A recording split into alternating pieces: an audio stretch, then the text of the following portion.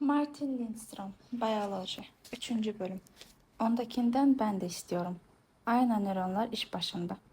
Apple'ın kurucusu ve başkanı Steve Jobs, 2004 yılında New York'ta Madison evinde dolaşırken tuhaf ve keyif verici bir şey gözüne çarpmıştı. Beyaz kulaklıklar artmıştı. Hatırlarsanız o tarihte kulaklıkların çoğu tek düze siyah renkte üretilirdi. İnsanların kulaklarından düğüm atılmış iki yılan gibi sarkarak göğüslerine inen ceplerinden, cüzdanlarından ve sırt çantalarından kafalarını uzatmış kulaklıklar. Her yer onlarla doluydu. Bir süre önce şirketin çok büyük bir başarı yakalanan iPod ürününü piyasaya süren Job şöyle diyordu. Sanki her sokakta beyaz kulaklıklı biri varmış gibiydi. Aman tanrım dedim içimden. Başladı işte. iPod'un ve onun her yere yayılarak ikon haline gelen beyaz kulaklıklarının böylesine popülerlik kazanmasını geçici bir moda olarak görebilirsiniz. Fakat nörolojik açıdan Jobs'un gördüğü şey beynimizin aynı nöron adı verilen nöronlarla bağlantılı bir bölgesinin zaferinden başka bir şey değildi. 1992 yılında Parma'da İtalyan bilimci Giacomo Rezaletti ve araştırma ekibi beynin motor davranışları nasıl örgütlediğini ortaya çıkarma umuduyla bir maymun türünün makak beynini inceliyorlardı. Özel olarak nörologların F5 ya da motor öncesi bölge dedikleri bir beyin bölgesini araştırıyorlardı. Maymunlar örneğin bir cevize kapmak gibi belli hareketleri yaparken beyinlerinin bu bölgesi aktifleşiyordu. İlginç bir şekilde araştırma ekibi makakların motor öncesi nöronlarını yalnızca cevize uzanırlarken değil, aynı zamanda başka maymunların cevize almak için hamle yaptıkları sırada da ışıldadığını gözlemledi. Motor öncesi beyin bölgesindeki nöronların genelde görsel uyarılara tepki vermediğini bildikleri için bu sonuç Rizaletti'nin ekibi için oldukça şaşırtıcıydı. Rizoletti ve ekibinin o ana kadarki en hayret verici gözlemleri ise Doktor Rizoletti'nin lisanüstü öğrencilerinden birinin sıcak bir yaz günü öğle yemeğinde elinde bir dondurma külahıyla dönerken makak maymununun kendisine imrenerek baktığını fark etmesi olmuştu. Öğrenci külahı ağzına götürüp yalar gibi yapınca elektronik monitör makakın motor öncesi bölgesine harekete geçtiği sinyalini vermeye başlamıştı. Bip bip bip. Maymun en ufak bir harekette bulunmamıştı. Ne kolunu kıpırdatmış ne de dondurmayı yalanmıştı. Elinde tuttuğu bir şey dahi yoktu. Salt öğrencinin elindeki dondurmayı ağzına götürdüğünü görmesiyle maymunun beyni aynı hareketi zihninde tekrarlamıştı. Bu şaşkınlık verici olgu rizolitini aynı nöronlar olarak adlandırdığı şeyin sonucuydu. Bunlar bir eylem gerçekleştirilirken ve aynı eylemi başka birinde gözlerken harekete geçen nöronlardı. Rizoliti daha sonra görmekte olduğumuz şeye inanmamız birkaç yılımızı aldı demişti. Fakat maymunların aynı nöronları bir öğrencinin ya da başka bir mani yaptığı her hareketi izledikleri sırada yanmıyordu. Rizolitti'nin ekibi makakların aynı nöronların hedef alınan hareketler dediğimiz türden hareketlere, yani odada dolaşmak ya da ellerini kavuşturup oturmak gibi sıradan hareketlere değil, yerdeki cevizi almak, bir dondurma külahını ağzına götürmek gibi belli bir nesneyi içeren hareketlere tepki verdiklerini saptamayı başardı. İnsan beyni de aynı şekilde mi çalışıyor? Biz de başkalarının nesnelerle ilişkilerini aynen taklit mi ediyoruz? Bilinen etik nedenlerle bilimciler bir insanın beynine elektrot yerleştiremiyorlar. Gerçi alt ön korteks ile üst yan lob gibi insan beyninin aynı nöronlar içerdiği düşünülen bölgeler üzerindeki fMRI ve EEG taramaları buna evet yanıtını veriyor. İnsan eylemde bulunurken olduğu gibi başka birinin eylemini izlediği sırada da bu bölgelerin aktifleştiği gözlenmiştir. İnsan beyninde aynı nöronların varlığını destekleyen bu kanıt o kadar güçlü ki aslında Kaliforniya Üniversitesi'ne önde gelen nöroloji ve psikoloji profesörlerinin birinin dediği gibi biyoloji için DNA neyse psikoloji için de aynı nöron odur. Bir beyzbol maçı seyrederken en beğendiğiniz oyuncu son vuruşlarda oyun dışı kaldığında neden kasıldığınızı ya da rakip takıp gol attığı zaman neden kollarınızı havaya kaldırıp indirdiğinizi merak ettiniz mi hiç? Ya da sinemada kadın kahraman ağlamaya başladığında neden sizin gözlerinizin de dolduğunu? Clint Eastwood ya da Vin Diesel kötü adamı hakladığı zaman içinize dolan canlılık duygusuna veya filmden bir saat sonra bile erkeksi adımlarla dolaşmanızı sağlayan güçlülük hissine ne demeli? Ya bir balli dansı izlerken veya dünya kalitesindeki bir piyanisti dinlerken ruhunuzu zarif ve güzel duyguların sarması. Bunların tamamından aynı nöronlar sorumludur. Rizolitti'nin maymunları gibi penaltı atışı yapan bir futbolcu ya da Steinway marka piyanoda nefis bir parça çalan birini izlerken bizim beynimiz de bu eylemleri sanki kendimiz yapıyormuşuz gibi bir tepki gösterir. Kısacası görmekle yapmak sanki aynı şey gibidir. Başkalarının davranışlarının farkında olmadan taklit etmemizin sorumlusu da aynı nöronlardır. Bu davranış eyleminin doğuştan geldiği öylesine bellidir ki bebeklerde bile gözlenir. Yeni doğmuş bir bebeğe dil çıkarttığınızda büyük olasılıkla aynı şekilde karşılık verdiğini görebilirsiniz. İnsanların fısıltıyla konuştuğunu gördüğümüzde biz de hemen sesimizi alçaltırız. Yaşlı birinin yanındayken adımlarımızı yavaşlatırız. Uçakta yanımızdaki koltukta oturan kişi vurgulu bir aksanla konuşuyorsa çoğumuz farkında olmadan onu taklit ederiz. Soğuk savaş yıllarında Moskova'ya yaptığım bir ziyareti anımsıyorum. Beni en çok etkileyen şey şehrin renksizliği olmuştu. Gökyüzü griydi, evler griydi, arabalar griydi. Caddede yanımdan geçen bütün insanların yüzleri soluktu. Ama beni en çok hayrete düşüren hemen hemen hiç kimsenin gülmemesiydi. Yol boyunca defalarca hafifçe gülümseyerek selamladığım Moskovalıların hiçbirinden karşılık almadım. Başlarda bu durum eğlenceli geliyordu. O kadar tuhaftı ki o yüzden ama bir saat geçtikten sonra bu ortamın benim üzerime yarattığı etkinin farkına vardım. Ruh halim değişmişti. O neşeli halimden eser kalmamıştı. Yüzümdeki gülümseme gitmişti. Hüzünlü bir ruh haline kapılmıştım. Kendimi boz bulanık hissediyordum. Farkında olmadan fiziksel ve psikolojik açıdan çevremdeki insanları yansıtıyordum. Neşeli birini gördüğümüzde neden gülümsediğimizi ya da acı çeken birinin karşısında neden ürktüğümüzü yine aynı nöronlar açıklıyor.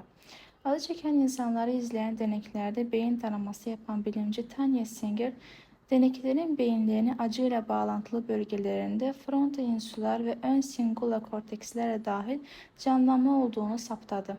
Yalnızca başka birisinin acı çektiğini izlemenin dahi deneklerin bu acıyı kendi acıları gibi hissetmelerine yol açtığı anlaşılıyordu. İlginçtir ki aynı nöronlar tam tersi durumlarda da örneğin başkalarının başına gelen şanssızlıklardan zevk almak anlamındaki Schadenfreude örneklerinde de etkinleşmektedir. Singer ile çalışma arkadaşları gönüllere oyun oynayan bir grup insanın yer aldığı bir klip gösterdiler. Oyunculardan bazıları hile yaparken diğerleri kuralına göre oynuyorlardı. Sonra gönüllüler hile yapan ve yapmayan oyunculardan bir kısmına hafif ama canlarını yakan bir elektrik şoku verildiğini izlediler. Aynı nöronlar sayesinde hile yapmayan oyunculara elektrik verilirken hem erkek hem de kadın deneklerin beyinlerinin acıyla ilişkili bölümlerinde empati duygusunun belirdiği gözlendi. Fakat hilecilere şok uygulanırken deneklerin beyinlerinde empati belirtileri azalmakla kalmadı, aynı zamanda ödül merkezleri de canlandı. Gruptaki kadın deneklerde gözlenebilir düzeyde bir empati yine de varlığını koruyordu. Başka bir deyişle iyi insanların başına kötü şeyler geldiğinde bu örnekte hile yapmayan oyuncular hepimizde bir empati eğilimi uyanır. Ancak kötü insanların başına kötü işler geldiğinde burada hile yapan oyuncular, özellikle erkekler bundan belli bir ölçüde zevk duyarlar. Esneme.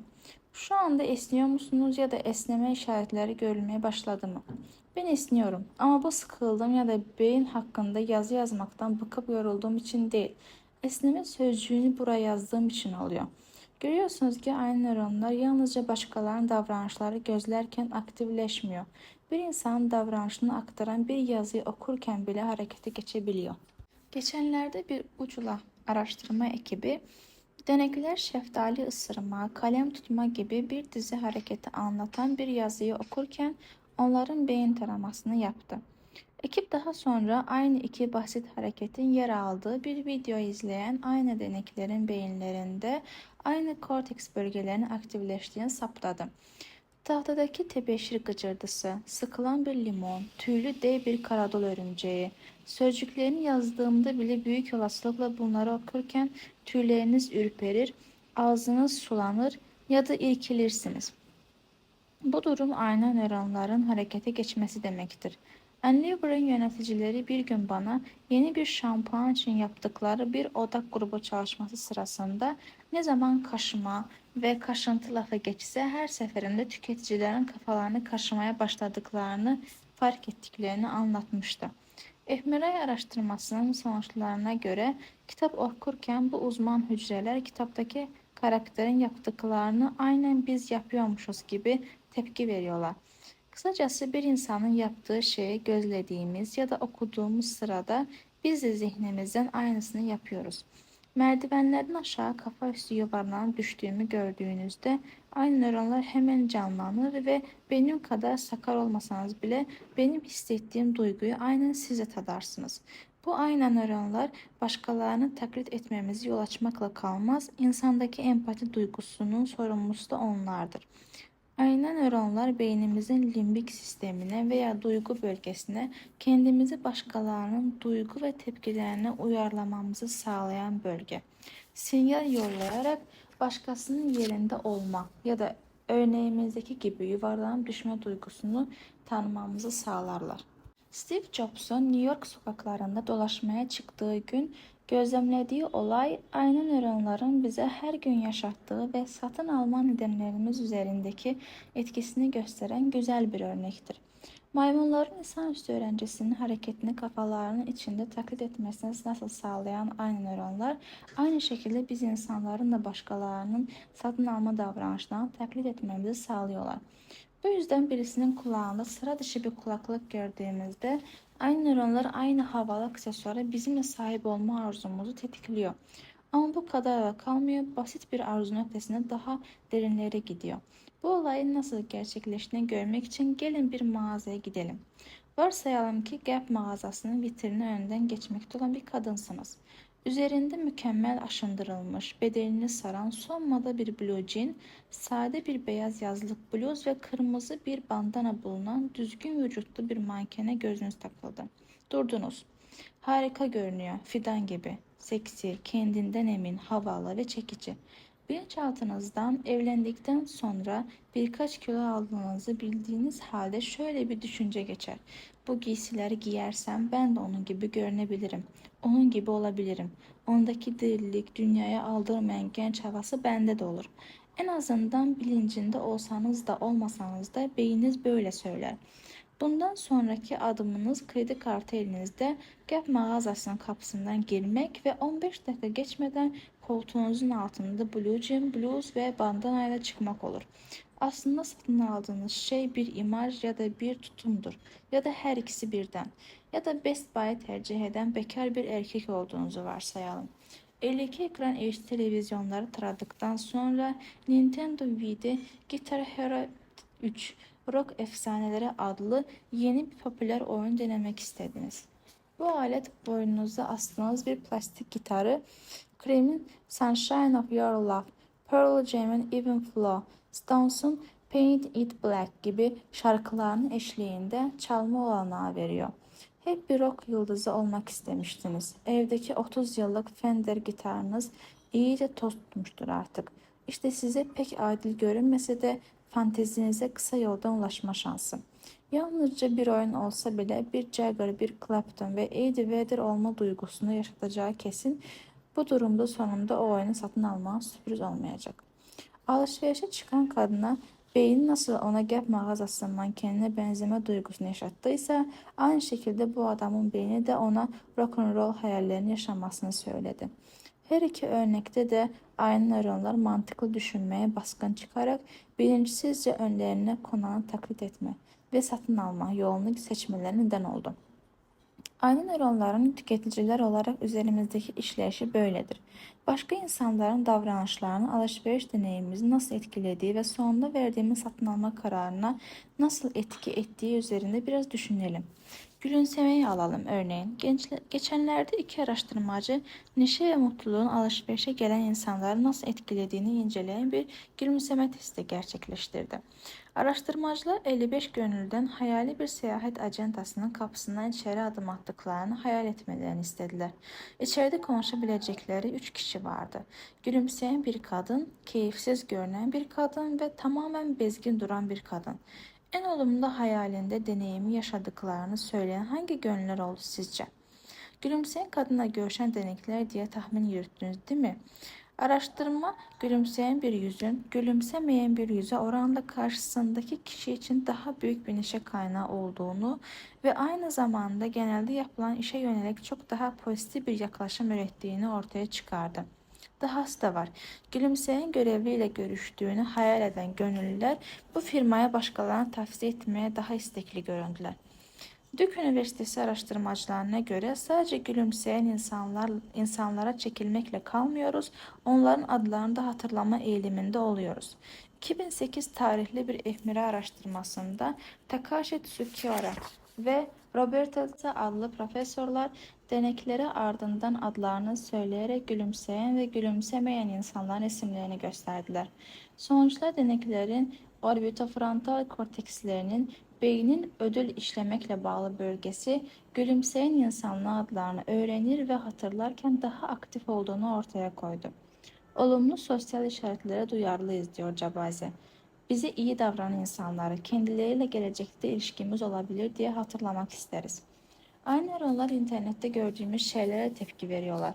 Michigan eyaletinin Detroit şehrinde yaşayan 17 yaşındaki Nick Bailey örneğin alan. Nintendo 6 Kasım 2006'da büyük bir beklentiyle Wii oyun sistemini piyasaya sürdü. Bu makine kullanıcıya raket sallama hareketini, tenis servisinin çizdiği yayı, bowling topunun yuvarlanışını, bir defans oyuncusunun çizgiye koşuşunu uzaktan kumanda marifetiyle aynen simüle etme olanağı veriyordu. Lise son sınıf öğrencisi Nick oturduğu semtin Toys R Us mağazasının kapısında 17 saat bekledikten sonra koltuğun altında bir Nintendo Wii kutusuyla heyecanla evine döndü. Wii alan herkes kutuyu telaşla parçalayarak açar, daha tozunu almadan veya diğer parçalarını yerine bile takmadan cihazı hemen televizyona bağlayıp denemeye başlar. Ama Nick Neal öyle yapmadı. Kutuyu açmadan önce video kamerasını eline alıp gömleğinin yakasına bir mikrofon iliştirdi. Kamerayı güzelce ayarladıktan sonra kayıt düğmesine bastı. Ancak ondan sonra video çalışırken Wii paketini açmaya başladı. Bundan birkaç saat sonra Nick'in büyük açılışı YouTube'da izlenmeye başlamıştı ve bu kayıt yalnızca bir hafta içinde yaklaşık 71 bin kez izlendi. Başka birinin yeni Wii oyunu nasıl oynamaya başladığını seyretmek, Nintendo meraklılarına kendi yeni Wii'lerini açıp oynamak kadar keyif veriyor demek ki. Aslında sırf başkasının üzerinden keyif almaya dayanan çok sayıda video paylaşım sitesi var. www.unboxit.com ve unboxing.com gibi sitelerde bilgisayar kullanıcılar dünyanın dört bir köşesindeki hiç tanımadıkları kişilerin yeni satın aldıkları çeşitli ürünleri açıp göstermelerini izleyebiliyor. Organik Reklam Ajansı'nda yeni platformla yürütmeden sorumlu müdürü Chad Stoller'ın belirttiği gibi bu tutkunun ulaştığı bir doruk noktası. Bazı şeyleri satın almaya çok istediği, bunlara büyük bir özlem duyduğu halde almaya gücü yetmeyen ya da şimdilik durumu uygun olmayan pek çok kişi var. Bu kişiler heveslerini bir şekilde tatmin etmeye yol arıyorlar. Belki de yalnızca aynı nöronda iş başındadır. Satın alma gerekçelerimiz arasında bu taklit etme kavramı devasa bir yer tutar. Bir ürünle hiç ilgilenmez, hatta onu itici bulurken sonradan fikrinizi değiştirdiğiniz oldu mu? Bir ayakkabı modeli, söz gelimi Crocs. Karşılaştığınız 3 kişiden birini ayağında görünceye kadar size berbat geliyor muydu? Ne çirkin şey fikrinden bir anda ben de bunlardan almalıyım görüşüne geçtiniz mi? Anlatmak istediğim bazen bir ürünü üst üste her yerde görmek içimizde ona yönelik bir istek uyandırabilir. Moda dergilerinde mankenler görür ve onlar gibi giyinme, onlar gibi makyaj yapma isteğine kapılırız. Zengin ve ünlü kişilerin altlarındaki göz alıcı arabaları, içinde keyif çattıkları paraya acımadan dayanıp döşenmiş evleri görür ve ben de böyle yaşamak isterim diye geçiririz aklımızda. Arkadaşımızın etkileyici yeni LCD televizyonunu, Bang & Olufsen marka telefonunu görünce bunlara sahip olmak için içimiz gider. Ancak aynı nöronlar yalnız başlarına çalışmazlar. İnsanoğlunun bildiği en bağımlılık yapıcı maddelerden biri dopamindir ve satın alma kararlarımızda bir ölçüde onun ayartıcı etkisi vardır. Gıcır bir dijital fotoğraf makinesi veya ışıl ışıl parıldayan bir çift elmas küpe gördüğünüz anda dopamin beyninize inceden bir keyif pompalar. Bir de bakarsınız ne olduğunu anlamadan kredi kartı slipine imzaya bas vermişsiniz. Uzmanlar satın almaya karar vermenin 2,5 saniye gibi kısa bir süre aldığını söylüyorlar. Birkaç dakika sonra elinizde paketle mağazadan çıkarken dopaminin keyif verici etkisini yarattığı duygular zayıflayınca birden o lanet fotoğraf makinesini nerede kullanacağım ya da o küpeleri takabilecek miyim diye kara kara düşünmeye başlarsınız. Perakende terapisi deyimi hepimiz duymuşuzdur mutlaka. Ve yine hepimizin bildiği gibi ister ayakkabılar, ister CD'lere, isterse elektroniğe düşkün olalım, alışveriş bağımlılık yapan bir şeydir. En azından Twings'ten maytag buzdolapları ve Bulgari saatlerine kadar her ne olursa alışveriş yapmak boş zamanımızın büyük kısmını alan bir zaman geçirme yolu haline gelmiştir. Peki alışveriş bize gerçekten mutluluk verir mi? Bütün bilimsel göstergeler buna evet yanıtı veriyor. Hiç değilse çok kısa bir süre için. Ve bu mutluluğun dozu da beynin pompaladığı ödül, zevk ve esenlik hormonu olan dopamine bağlıdır. Bir şeyi satın almaya karar verdiğimiz ilk anda dopamin salgılayan beyin hücrelerimiz hoş duygular salgılamaya başlatır. Ve mantığa dayanan aklımız bize yeter derken bu dopamin akını alışveriş güçgüdümüzü alevlendirir. Harvard Üniversitesi profesörlerinden iktisatçı David Lewson deyişiyle mantıksal beynimiz emeklilik için tasarruf yapmamız gerektiğini bildiği halde duygusal beynimiz bizi kredi kartı limitlerini aşmaya çağırır. İster inan ister inanmayın bu olgu çok uzun bir geçmişe dayanan hayatta kalma içgüdümüz kadar eskidir. Bu cüdadan Dr. Susan Bruckheimer'ın sözleriyle kumarda kazanma ve parasal ödüllerden sosyal ödüllere kadar pek çok farklı ödül türü olasılığının belirmesi beyindeki dopamin faaliyetini artırır. Başka bir deyişle söz gelimi bir BlackBerry ya da nano ürün satın alma olasılığının belirmesiyle yaşadığımız çılgınca zevk pompalaması aslında yeniden üreme başarımızı artırarak bizi var olmaya hazırlıyor olabilir. Neden? Çünkü bilinçli ya da bilinçli satın alma kararlarımızı onların bize kazandırabileceği sosyal statüye göre belirleriz ve bu statü yeniden üreme başarımızla bağlantılıdır. Aslında bilim insanları beynin ön korteksinde bize havalı gelen, örneğin eski bir Ford Fairlane ya da yeni bir Peugeot anahtarı setinin tam tersi olan ürünler gördüğümüzde aktifleşen ve kendini algılama ve sosyal duygularla ilişkili olan 10. Brodmann bölgesi denen bir bölge bulunduğunu saptadılar. Başka bir deyişle farkında olsak da olmasak da göz alıcı ürünleri, iPhone, Harley ve bunun gibi büyük ölçüde sosyal statümüzü yükseltme kapasitelerine göre değerlendiririz. Öyleyse belki de genetik hattımızı taşıyacak veya yaşam boyu bizi bakacak bir eş bulmak için ihtiyaç duyduğumuz şey vücudu sımsıkı saran şu Prada marka elbise ya da şu pırıl pırıl yepyeni Alfa Romeo araba olabilir. Bu durumda dopamin ile ayna nöronlar arasındaki bağlantı nedir? 20'li ve 10'lu yaşlardaki gençler için giyim dünyasının kahvesi olan Abercrombie Fitch mağazasına uğrayarak beynimizi faaliyet halindeyken izleyelim. Şirketin özellikle büyük şehirlerdeki mağazaların çoğunda içeride yarı çıplak dev manken posterleri asılıdır. Dehası zaman zaman mağazanın önünde toplu halde boy göstermeler için gerçek mankenler de tutarlar. Doğal olarak gerek bu posterler gerekse canlı mankenler tepeden tırnağa Abercrombie'nin giysilerine bürünmüşlerdir. Ve büyüleyici yani genç, seksi, sağlıklı ve inanılmaz ölçüde güzel görünürler. Bunların gözde kesime mensup oldukları besbellidir.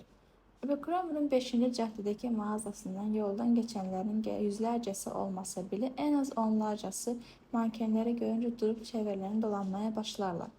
Sosyal bakımdan durumu henüz belirsiz 14 yaşında bir çocuk olduğunu düşünün. Mağazanın önünden geçerken aynı nöronlarınız hemen yanmaya başlar. Onlardan biri olduğunuzu düşünürseniz, onlar gibi popüler, arzulanan ve dünyanın merkezinde.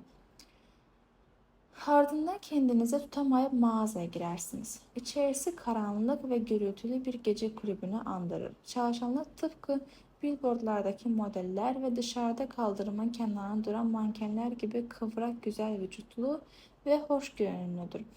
Satıcı kızlardan biri yardımcı olabilir miyim diye sorar. Yardımcı olmak mı? diye yankılanır bu ses beyninizde. Ne demek? Sizlere benzenmeye yardımcı olabilirsiniz elbette. Mağazadan çıktıktan sonra bile burun deliklerinize yapışıp kalacak olan o her yana sinmiş karakteristik Abercrombie kokusunu içinize çekersiniz. Ve tek bir giysi parçası bile denemediğiniz halde beyniniz çoktan ellerine geçmiştir. Seçtiğiniz giysiler tezgaha yanaşırsınız. Bu cinlerle kazakları paketlemeye hazırlandığınız sırada dopamin düzeyiniz göğe fırlar. Görevli satın aldığınız malları kasadan geçirip üzerine çıplak göğüslü manken resimleri bulunan harikulade siyah beyaz Abercrombie torbalarına koyarken kendinizi son derece havalı ve muhteşem hissedersiniz. Yani tam onlardan biri gibi hissedersiniz. Beyninize dışarıdaki mankenlerle otomatik bağlantı kurduran duyguyu üreten, insan için işleyen içerideki hoş koku ve mağazanın gece kulübü atmosferidir. Ve bu harikulade torbaya koltuğunuzun altına koyunca bu popülerliğin küçük bir parçasını siz evinize götürmüş olursunuz. Birkaç gün sonra cadde yürürken gözünüze başka bir Abercrombie mağazası ilişir. Aslında önce 100 metre uzaktan mağazanın kokusunu burnunuza çarpmıştır ve hemen o anda son alışverişinizde yaşamış olduğunuz dopamin akını yine başlar. Aynı nöronlarınız yine kapı girişini süsleyen yarı giyinik mankenleri ve dışarıda salınan kiralık mankenleri algılayınca yeni bir zevk ve ödül hamlesi için içeri sürüklenirsiniz. Ardından ailenizin kredi kartına yeni bir borç yüklemesi gelir. Aynı nöronlarınızın kendinizi seksi ve çekici hissettirmesiyle dopamini orgazma yaklaşan ödül öngörüsü yaratması arasındaki sürede mantığınızın herhangi bir müdahalede bulunma şansı yoktur. Guitar Hero 3 gibi video oyunları, The Sims gibi bilgisayar oyunları ve Second Life gibi sanal web sitelerinin bu kadar tutulmasının büyük ölçüde aynı nöronlar sayesinde olduğunu daha önce görmüştük. Guitar Hero oyununda zor bir melodi çalmakta ustalaşınca veya Second Life'da yeni bir ustaşmaya ulaşınca aynı nöronlarımız bu sanal gerçeklikler aramızda duygusal bir bağlantı oluşturur. Bu nedenle karanlık izbe bir bodrum katında bile olsak karşımızdaki ışıltılı ekranda bu oyunlar bize bu fantazileri ve düşleri gerçek hayatımızda yaşayacak olsak hissedeceğimiz zevk akınının aynısını yaşatan sanal bir araç olurlar. Şimdi artık ekranda sigara içen oyuncuların neden elimize sigara paketini götürdüğünü ya da sigaraya başlamaya teşvik ettiğini, sigaraya ilk başlayan yeni yetmelerin yarısı bu alışkanlık filmlerdeki sigara sahneleri yüzünden edinmiştir. Her yıl 390 bin genç. Sopa gibi zayıf mankenlerin neden genç kızlar arasında anoreksiya hastalığının korkutucu boyutlara fırlamasına yol açtığını, neden evrendeki hemen her erkeğin Baba filmindeki Michel Corleone öykündüğünü, Macarena dans çılgınlığının neden böylesine yaygınlık kazandığını ve Michael Jackson ilk ay yürüyüşü dansını yaptığı neden onun hareketlerini damarlarımızda hissettiğimizi, ardından da Thriller kasetini yanında büyük bir ticari pazarlama olayına dönüşen beyaz eldivenle birlikte elbette almaya koştuğumuzu biliyoruz. Ve tahmin ediyorum ki pazarlamacılar aynı nöronların davranışlarımızı nasıl yönlendirdiğini daha iyi öğrendikçe bunlardan biri satın almaya ikna etmek için yararlanmanın pek çok yeni yolunu bulacaklar. Demek ki alıcıların uyanık olmaları gerekiyor. Çünkü reklamcılığın geleceği duman ve aynaların sihrinde değil, aynı nöronlarda yatıyor.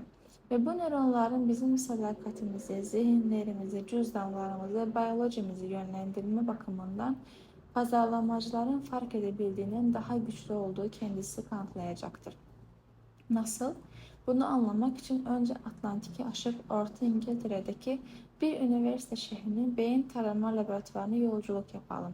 Sigara ve istek konusuna dönüp billboardlardan, mağaza raflarından hatta kendi oturma odamızdan yayılan bilinçaltı saldırıların bizleri satın almaya nasıl yönlendirdiğini görelim. Sizi uyarıyorum. Göreceklerinizi, daha doğrusu göremeyecekleriniz şoka neden olabilir.